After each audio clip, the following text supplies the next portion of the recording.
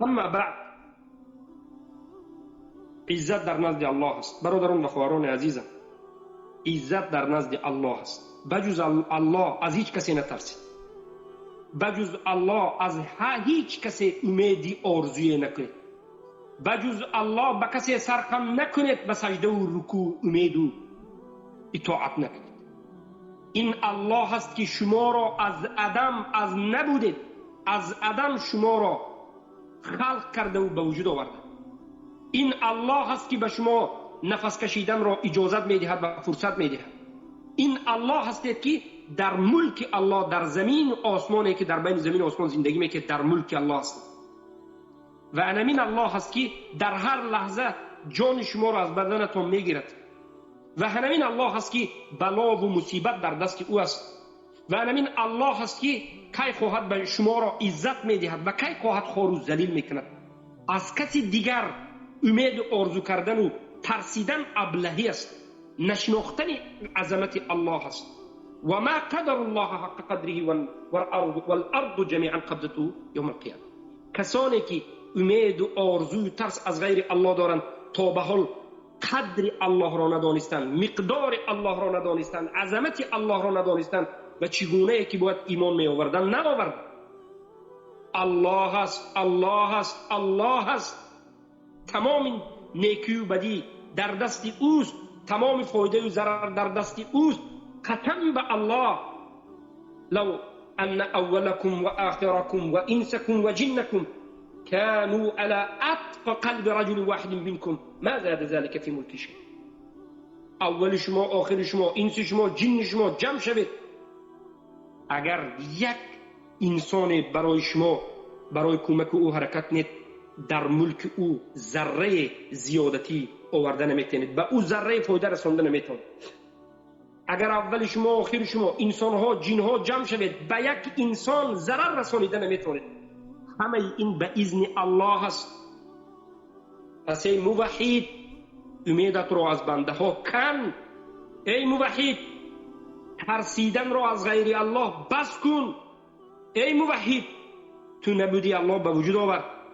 تو دیگر از این دنیا اگر مرگ بیاید و بمیری و بروی هم نابود نمیشوی. عاقبت وجود دارد. جنت است و دوزخ است و حیات ابدی در آینده در روبروی ما هست. ثابت باش، صادق باش، ناترس باش، اما خمیلیان نباش. به مانند این خوبسا بزغاله نباش. مرد باش، مردی با ادب و با اخلاق و صادق و پاک و پاکیزه، یک رنگ و یک نمود. عاقبت برای متقین است. این دشمنان چی کار خواهند هم چی کاری نکنند، عاقبت برای متقین است. از آموختن توحید نترس، از سخن کردن به توحید نترس. به حکمت زندگی کن و به حکمت صحبت کن. به الله صادق باش، الله تو را نصرت میدهد. در دین الله اعتقاد ثابت باش، الله تو را نصرت میدهد. دین الله را نصرت بده، الله تو را نصرت میدهد. شکست ما به مصیبت و به دیگر مشکلی ها گرفتار شدن ما، یا بگیم اول شکست ما در اساس ترک اعتقاد است. برای همین ثابت باشید. به الله بر اسمان الله چنگ زنید. به الله تکیه کنید. به الله خودتون را سپارید. من شما کی بودیم و الله سبحانه و تعالی ما را کی کرد؟ در این جمعیتی که من شما زندگی میکردیم، در این جمعیتی که اعتقادش را لنین و استالین عوض کرده، اعتقادهای کفری را منتشر کرده، الله سبحانه و تعالی ما را اختیار کرد که از موحدین خالص باشیم. اگر الله ما را هدایت نمی کرد، هیچ کسی ما را هدایت نمیکرد، ما هدایت نمیشدیم، گمراه میموند. چقدر جوانهای تاجیک را امروز میبینید که به هدف در این زندگی میکند، یا نرکمن است، یا یک فاسق و کافر مشرک است، یا لشکری طاغوت است، یا به هدف در جنگ‌های بیگانه اشتراک کرده هزارها نفر مرده ایستاده است. هیچ کس پروای اینها را ندارد. بله، هیچ کس پروای اینها را ندارد. این نظام شیطانی است. هیچ کس پروای شما را هم نمیکند. اگر گمراه شوید هیچ کس پروای شما را هم نمیکند. حالا وقتی که موحد شدید همه به سر شما غمخوار است، همه میخواهد که شما از توحید بیرون شوید، همه میخواهد که گویا شما هدایت یابید، همه در غم شما است. شب و روز به شما نصیحت و طعنه و تماغو، برو از توحید برو، این کن آن کن. اما همان روزی که شما از توحید میبرایید کافر میشود انسان، باور کنید از شیطان شروع کرده تا دیگرش بروی این چنین انسان توف میکنند، حواله میتید. تمام.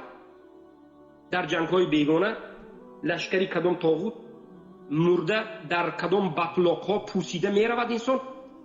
والله اگر کسی یاد شما را کند، اگر کسی پروای شما را کند، سبحان الله. برای همین در این مسئله ها بسیار باید اهمیت بدید، بسیار اهمیت بدید. پروای شما را هیچ کسی نمیخواد، هیچ کسی پروای شما را نداره که جنت میروید دوزخ میروید.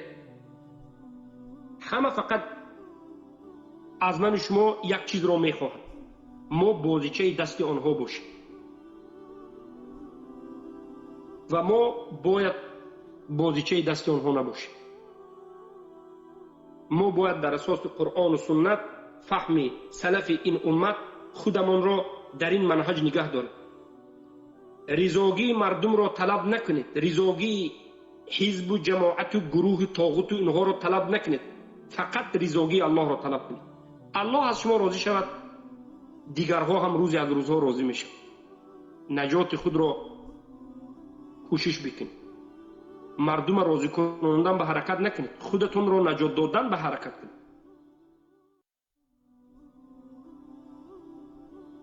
امروز شب روز جوانهای تاجیک را میخواهند که استفاده کنند از حزبش باشد، این باشد آن باشد، به نام غمخواری. خیلی که شیطان لعین الرجیم به دعوای غمخواری، اصلاحکاری حضرت آدم علیه السلام و حوا را رفت و وسوسه کرد که من غمخواری شما هستم، فلان میوه را بخورید که شما در جنت باقی میمانید. من اینی لکم ناصح امین، من برای شما نصیحت کننده امانت دار هستم.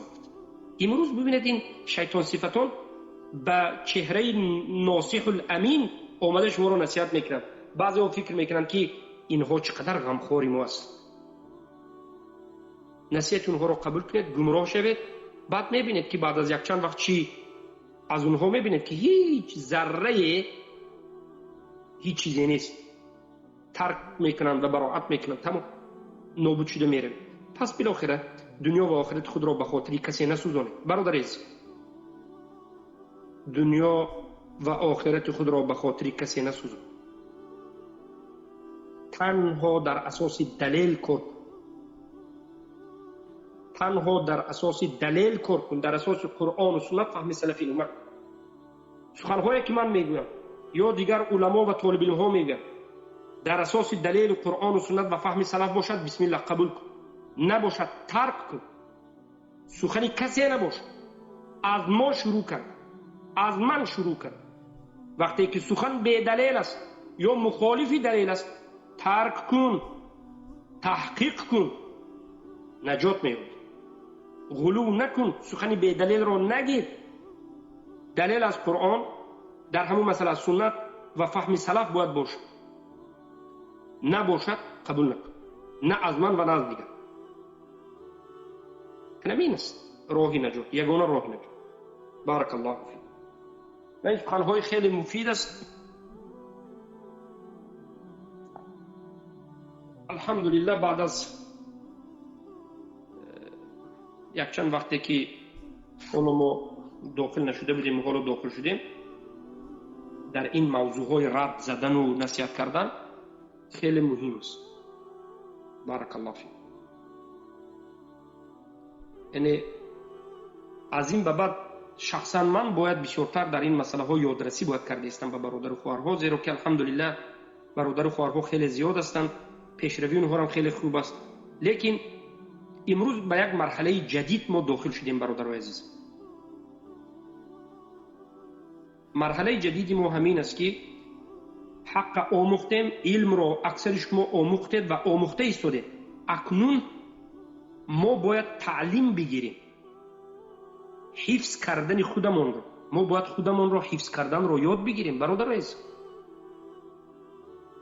خواهرها، علم، عقیده الحمدلله الله به شما داد. اکنون خودتون رو حفظ کنید. حفظ کردن یعنی چه خیل است؟ در اساس قرآن و سنت با حکمت بودن. با حکمت بودن یعنی حکمت چیست؟ هر یک چیز رو در جای خودش گذاشتن. شما همان آدم میتواند به حکمت باشد که اول خودش رو شناسد، در کدام درجه یا در کدام مقام بودنش رو داند، در کجا بودنش رو داند. هر جایی که می رود، در هر مجلس، در هر کجایی که می ایستد زندگی میکند، باید از حالت با خبر باشد و به حالت نظر کند که برای او چی ضرر است و چی فایده است. یک و به مجلس ها و به مردم نظر کرد که این مردم چگونه هستند، به کجا رفتن را داند و به کجا نرفتن را داند. موحد نباید یک آدم بی پروایی که شلق کجا باشه شلق می رود، از دهانش هر گپ می براید و نتیجه هم خودش و هم دیگرها به ضرر می بیاید. نه، موحد یک آدم زیرک و دانا و اهل علم و مدنیت و فرهنگ، مردی که هر سخنش را پیش از فکر میگوید. موحد کسی که نه فقط فایده خودش را فکر میکند، بلکه فایده مسلمانها را نیز فکر میکند، فایده در پهلوش بوده برادر و خواهرها را فکر میکند. حرکت کنید و معامله کردن بین همدیگر را یاد بگیرید. بارک الله فیک. این بود یک نصیحت های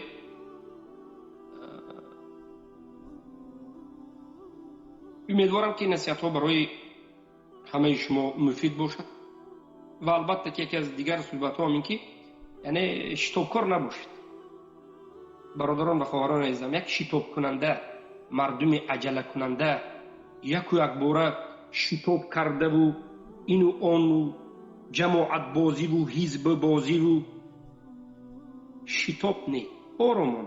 آرامانه در اساس قرآن و سنت شتاب نکنید. امروز حزب بازی و گروه بازی و بعض جماعت بازی سبب می شود که دشمن ها برای شما چی کنند؟ نقشه کشند و شما را نابود کنند. بزغاله ها آرام، مسلمان باشید، موحد باشید، در اساس قرآن و سنت فهم سلفین امت باشید. همین کافی است برای شما. من مسلمانم، من مؤمنم، من موحدم، الله مرا مسلمان نامید، دین من قرآن سنت فهم سلفین امت است، علمای اهل سنت را احترام میکنم. من عقیده من است، یعنی عقیده درگاه. بارک الله فیک.